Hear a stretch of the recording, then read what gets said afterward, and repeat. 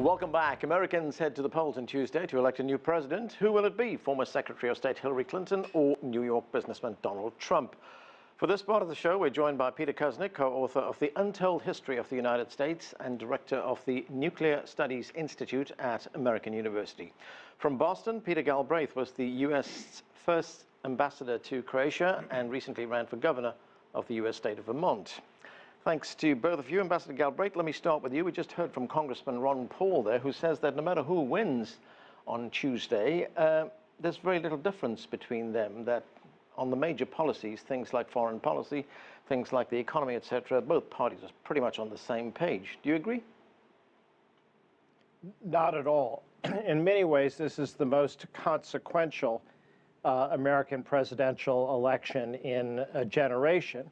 Consequential because of the consequences that would come if one candidate or the other prevailed.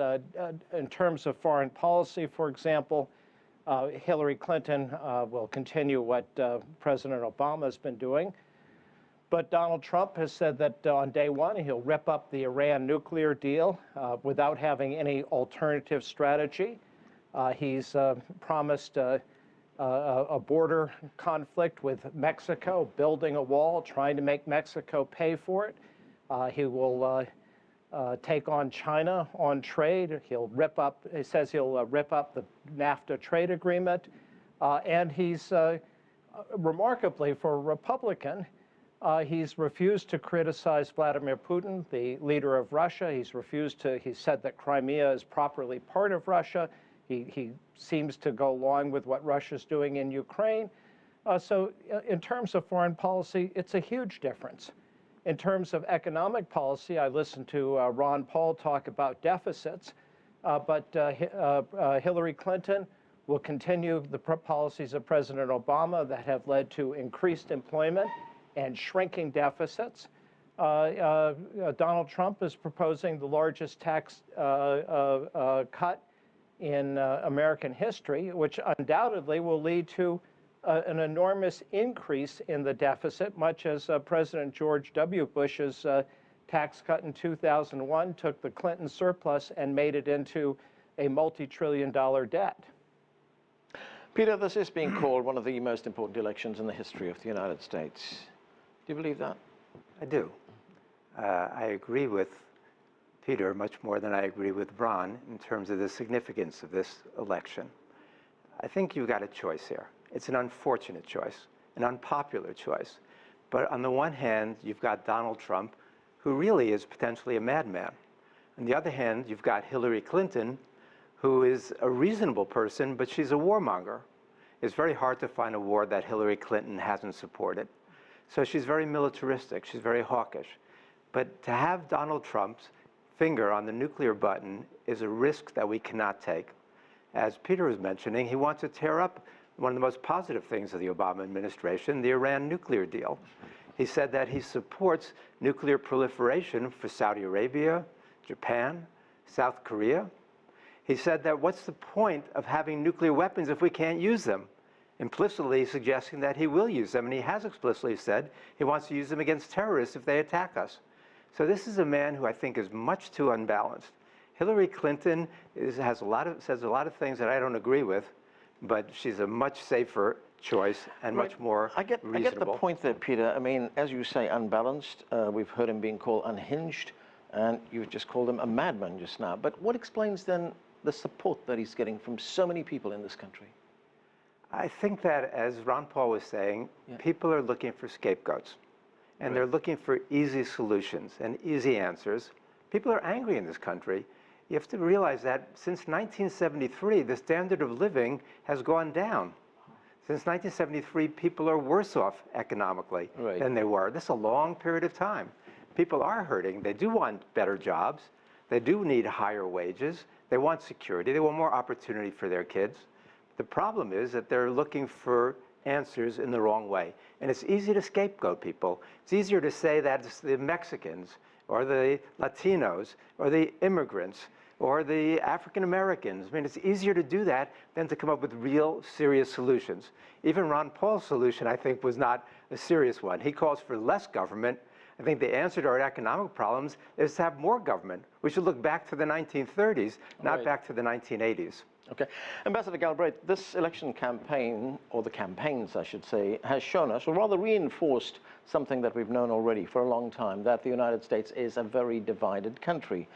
Are either of these candidates, in your view, capable of healing that divide, of bringing this country together?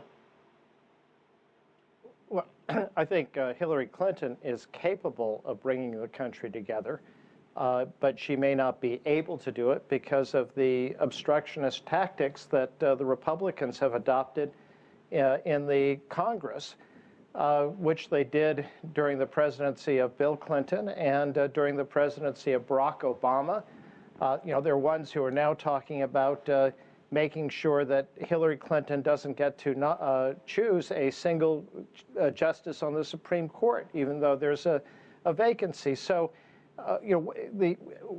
what she's able to do is going to be a question. But I'd also like to come back to this issue of anger in America and how this came about. Part of the problem is that America doesn't have a two-party system. It has a one-and-a-half-party system. There's the Democratic Party, which is a kind of responsible mainstream party, and the Republican Party, which at one time was a responsible conservative alternative. And this is something that in many ways goes back to Nixon and the Southern strategy, a direct appeal to white voters, frankly, to racism.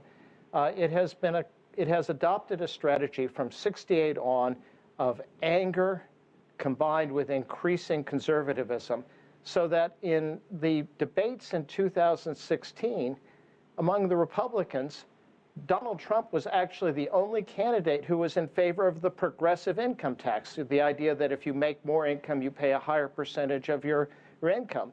Ted Cruz, who was the runner-up, wanted to abolish the Internal Revenue Service. So what again you've seen is this combination of increased anger, increased conservatism, and in 2016 it was just the anger that won, because actually Donald Trump's in many ways not a conservative, certainly not on social issues. He's in favor of gay rights. He says he's a right-to-lifer, but I think it's highly likely that there are a number of little Trumps who are not here anymore due to use of the liberal abortion laws that we have that he now says he's against. So it's really been a very, very contradictory kind of election. But, right. It's really on one side a mainstream party, the other side anger. And Ambassador, if the differences between these two candidates are so stark, are you surprised then that the election is so close? Well, in some ways, but we'll wait and see how close it actually is. I'm guessing that actually Hillary Clinton will win by a fairly comfortable margin. Donald Trump was able to become the Republican nominee by getting pluralities in the early primaries. And so I don't think it would be accurate to say that whatever percentage of the vote he gets, and I'm guessing it will be around 45%, means that 45% of the American people endorse his policies. I think it's fair to say that 45% of the American people are Republicans, and so they're going to vote for their party's nominee, even if many aren't happy of it. And that same group also is unhappy with the idea of having Hillary Clinton as president. But it's not, I think, a sign that 45% are nativists, xenophobes, Muslim haters, Mexican haters, and all the misogynists, all the things that Donald Trump has run on in his campaign for president. Peter, some foreign policy issues. You've just returned from Moscow.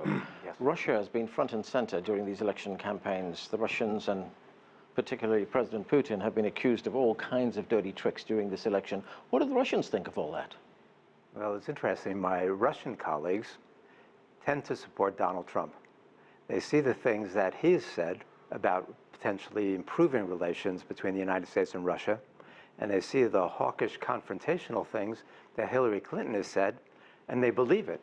I've been, in my interviews and my talks over there, my speeches, I've been making the point that Donald Trump can't be trusted to follow through on the more positive things he says about U.S.-Russian relations. This is a man who's got no regard at all for the truth, has been shown to be a pathological liar. He'll say one thing one day, the next something different the next day. But I think that the situation between the United States and Russia now needs to be looked at much more carefully. And Hillary Clinton really has to tone it down. We've got the beginnings of a new Cold War. We've got 3 very important hotspots now.